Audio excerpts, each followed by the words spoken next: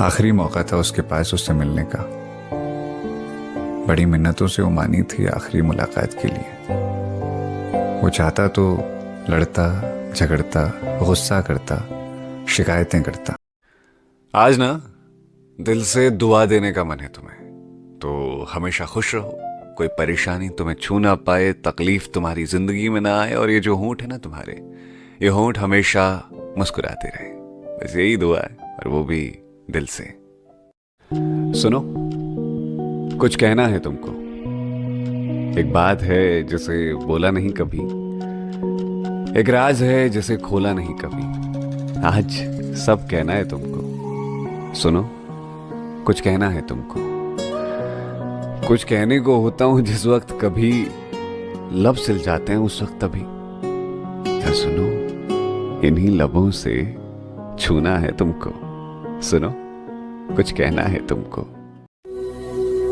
बिछड़ने से पहले कितना कुछ कह जाना चाहते हो तुम। कितनी बातें हैं तुम्हारे मन में, और क्या क्या बता जाना चाहते हो तुम। मैं जानता हूं ये दस्तूर है दुनिया का कि एक वक्त के बाद सफर के मुसाफिर बिछड़ जाते हैं एक दूसरे से। पर ये दिल इस बात पर कभी राजी नहीं होगा कि जिंदगी के सफर में आगे तुम्हारा साथ ही नहीं होगा। ये जमाना, जमाने के लोग कुछ पल एक दूसरे के साथ रहते हैं, फिर एक दूसरे से बोर हो जाते हैं। उम्र से बड़े वादे कर लेते हैं, पर निभाते हुए हिम्मत हार जाते हैं। कहते हैं जिंदगी भर एक दूसरे का साथ देंगे, पर जरा सी गलतफहमी आती है या महीनों का साथ पल भर में छोड़ जाते हैं। सरकार को एक नियम ये भी लागू कर देना चाहिए कि हॉस्पिटल प्राइवेट हो या सरकारी, अगर मरीज मर जाए तो उसका पूरा बिल माफ हो जाना चाहिए। इससे फायदा ये होगा कि डॉक्टर मरीज को बचाने की पूरी कोशिश करेगा, और इतनी कोशिशों के बाद भी अगर मरीज मर जाता है तो उससे अनावश्यक वेंटिलेटर या अन्य तरीके से लूटपाट नहीं की जाएगी। अगर सहमत हो तो शेयर जरूर करना। कंप्लीट मैन पूरी प्रकृति में केवल एक हुआ, जिसने बचपन जिया तो ऐसा कि आज भी लाड़ में भारत की हर मां अपने बेटे को कान्हा कहती है। जिसने जवानी जी तो ऐसी के इश्क में पागल लड़के को कॉलोनी में लोग कहते हैं बड़ा कन्हैया बना फिरता है।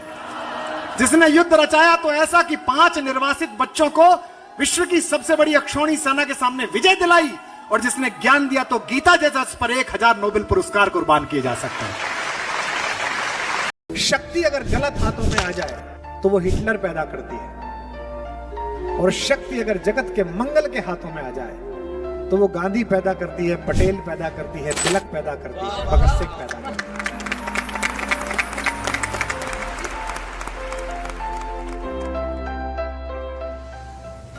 कि कोई दीवाना कहता है, कोई पागल समझता है, मगर धर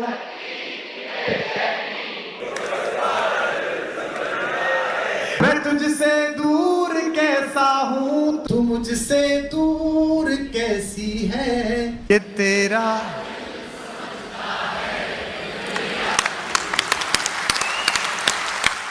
जो मैं या तुम समझ लें वो इशारा कर लिया मैंने। जो मैं या तुम समझ लें वो इशारा कर लिया मैंने। आपके लिए पढ़ता हूं। भरोसा बस तुम्हारा था, तुम्हारा कर लिया मैंने। भरोसा बस तुम्हारा था, तुम्हारा कर लिया मैंने। लहर है, हौसला है, रब है, हिम्मत है, दुआएं हैं। लहर है, हौसला है, रब है, हिम्मत है, दुआएं हैं। खोलना हाथ। किनारा करने वालों से किनारा कर लिया मैंने। किसी के दिल की मायूसी जहां से हो के गुजरी है, हमारी सारी चालाकी वहीं पर खो के गुजरी है। वाह वाह। तुम्हारी और मेरी रात में बस फर्क इतना है, मुझे पता चल जाएंगे कि जवान दिल कहां धड़क रहे हैं इस हॉल में।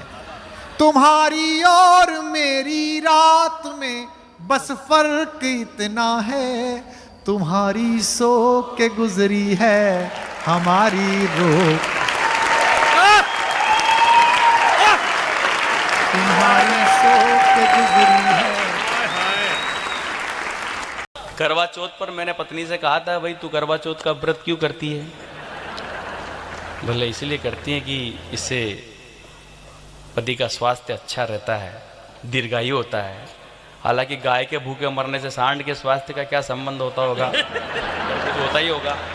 मैंने तो एक और भाभी जी से पूछा, भाभी जी आप करवा चौथ का व्रत क्यों करती हैं? बोले इसलिए करती हैं ताकि अगले जन्म में भी यही पति मिले। मैंने कहा पुरुष तो ऐसा नहीं सोचते, उनको तो इसी जन्म में कोई ढंग का एक्सचेंज ऑफर मिले, अभी फाइल निपटा दो। दुनिया के सबसे जबरदस्त मोटिवेशनल गुरु जामवंत जी हुए। 2.5 चौपाई में हनुमान जी को चैतन्य कर दिया कि उन्होंने अकेले ही जाकर के एयर स्ट्राइक कर दी। जय श्री राम बोलते ही खुद ही मिराज बन गए थे। हाँ, कहा उन्होंने, जामवंत जी ने कहा ही रीछ पति सुन हनुमाना, काच उपसाद रहे बलिवाना। अरे पवन तनय बल पवन समाना, बुद्धि विवेक विज्ञान निधाना, कवन सो काज कठिन जग माही, जो नहीं होई तात तुम पाही।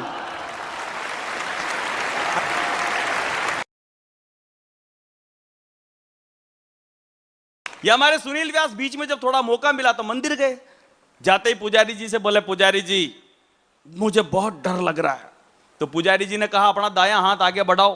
तो इन्होंने आंख बंद करके श्रद्धा विश्वास और आस्था के साथ अपना दायां हाथ आगे बढ़ाया। पुजारी जी ने कुछ द्रव दिया, ये पी गए। पीते ही बोले ये तो कड़वा है। बोला पी काहे गया बावड़े, तो हैंड सैनिटाइजर है। बड़े परिवर्तन आए साहब इस दौरान।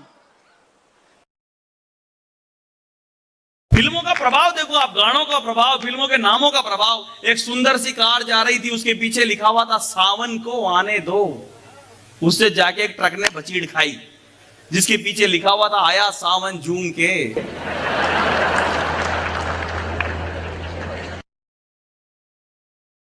आपने देखा राहुल गांधी जी आज से भाई जो कई जगहों की यात्राओं पे जाते रहते हैं, वो भारत जोड़ो का काम कर रहे हैं, गलत काम कर रहे हैं। इस वक्त उन्हें घर जोड़ना चाहिए था। वो भारत जोड़ो यात्रा में लगे पड़े। और भारत जोड़ो यात्रा में भी चले गए भाई साहब मफतलाल जी, वो आंध्र प्रदेश। आंध्र प्रदेश जहां की भाषा दिल्ली वालों को कभी समझ में नहीं आ सकती, उसको तो हिंदी समझ में नहीं आती ढंग से। तो ऐसे ही वो आंध्र प्रदेश के भाषण देने के लिए भीड़ में से निकल के यूं आ रहे थे स्टेज की तरफ राहुल गांधी जी। तो इतने में एक महिला खड़ी हुई आंध्र प्रदेश की, और राहुल गांधी के सर पे हाथ रख के बोली, येंडू वरकिने तुम्बा। अब अगला तो उत्साहित रहता ही है, स्टेज पे आके बोला बस बस बस बस बस बस, अब की बार कांग्रेस को आने से कोई नहीं रोक सकता। एक अम्मा ने मेरे सर पे हाथ रख के बोला येंडू वरकिने तुम्बा। तो नीचे से एक आदमी बोला, बेटा ये तुमसे कह रही है कि बेटा तुमसे नहीं हो पाएगा। आप कभी बनारस जाइए, आप लोग जाते होंगे सर, बड़े लोग हैं, बनारस जाइए, रेलवे स्टेशन पर उतरिए, वहां लिखा रहता है बनारस का पान आपका स्वागत करता है। आप आगरा जाइए, वहां उतरिए, वहां लिखा रहता है आगरा का पेठा आपका स्वागत करता है। हमारे कानपुर आइए, रेलवे स्टेशन पर उतरिए, वहां लिखा रहता है रूपानी चप्पल आपका स्वागत करता है। मैं उसी कानपुर से आया हूं साहब। हमारे गांव में एक महात्मा आते थे बनारस से। मेरी दादी सीधी सच्ची, रोज उनको सुनने जाती। महात्मा जी ने एक बार अपने प्रवचन में एक जिक्र किया, बोले जिनके घर में एक बेटी का जन्म होता है उसके स्वर्ग का एक द्वार खुलता है। जिसके घर में दो बेटी का जन्म होता है उसके स्वर्ग के 2 द्वार खुलते हैं। इतने में ही मेरी दादी सीधी सच्ची, उसने पूछ लिया, महात्मा जी आप तो ये बताओ जिसके घर में 3 बेटियों का जन्म हो, बोले बेटा उसके घर में 3 स्वर्ग के द्वार खुलेंगे। और बोले जिसके 4 बेटी हो तो बोले उसे 4 स्वर्ग के द्वार खुलेंगे। मेरी दादी बोली आप तो ये बताओ महाराज जी टोटल स्वर्ग के कितने द्वार होते हैं? महाराज जी बोले बेटा टोटल स्वर्ग के 7 द्वार होते हैं। मेरी दादी बोले मेरे बहू के 9 मौड़ी हैं, 2 क्या तेरा बाप खोलेगा? और मथुरा में भाई साहब, मथुरा के पुलिस स्टेशन में था मेरा प्रोग्राम। पुलिस स्टेशन में पुलिस वालों ने मेरे को भाई साहब 1 घंटे तक सुना। ये बड़ी अचरज की बात, जो किसी की नहीं सुनते उन्होंने 1 घंटे मुझे सुना और उसके बाद मुझे पेमेंट भी दी। तो मुझे उस दिन पता चला कि पुलिस वाले देते भी हैं। उन्होंने खाकी कलर के लिफाफे में पेमेंट दी, क्योंकि पुलिस वालों की वर्दी खाकी होती है।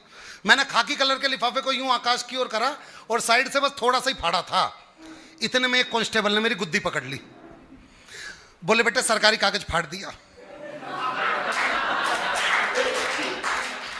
पुनीत जी 5,000 में बुलाया था, 50,000 में छोड़ा।